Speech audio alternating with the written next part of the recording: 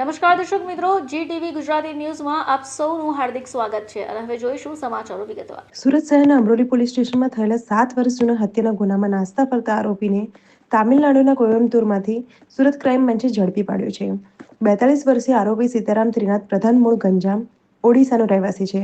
હત્યા કર્યા બાદ સતત અલગ અલગ રાજ્યોમાં નાસ્તો ફરતો હતો અને પોતાની ઓળખ છુપાવવા મજૂરી અને નાના કામ કરી રહ્યો હતો। સીતારામ પ્રધાને વર્ષ 2017માં પોતાના સહકર્મચારી ચિત્રસેન નારાયણને સંચા મશીનથી માથામાં ગંભીર ઇજા પહોંચાડીને તેની હત્યા કરી હતી।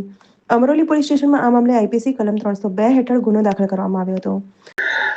ગત 2017 ના રોજ અમરોલી પોલીસ સ્ટેશનમાં એક મર્ડરનો ગુનો દાખલ કરવામાં આવેલ, જેમાં પોસ્ટેમાં ચિત્રસેન નારાયણનું ઓડિશાના વતનીનું સંચાના મશીનના ફટકાથી મોત નિપજાવવામાં આવેલ, જેમાં એક મુરલી કરીને જે આરોપી છે ઓડિશાનો, એનું અને ચિત્રસેનનું ઇલેક્શનના બાબતે એમના ગામમાં ઝઘડો થયેલ, તે બાબતે અહીંયા ઓડિશાથી આવી અને અહીંયા એમની ઘરની રેકી કરી અને મૃત્યુ નિપજાવવામાં આવેલ। આ મૃત્યુમાં કુલ 4 આરોપીઓ હતા, જેમાંથી અગાઉ 3 આરોપીઓ પકડી પાડવામાં આવેલ હતા। એક આરોપી છે અત્યારે ક્રાઇમ બ્રાન્ચને સીતારામ શ્રીનાથ પ્રધાન જે મળી આવેલ છે। 7 વર્ષથી નાસ્તો કરતો આરોપી હતો, જેને બાતમીના આધારે તામિલનાડુ રાજ્યના કોયમ્બતુરથી ઝડપી પાડવામાં આવેલ છે।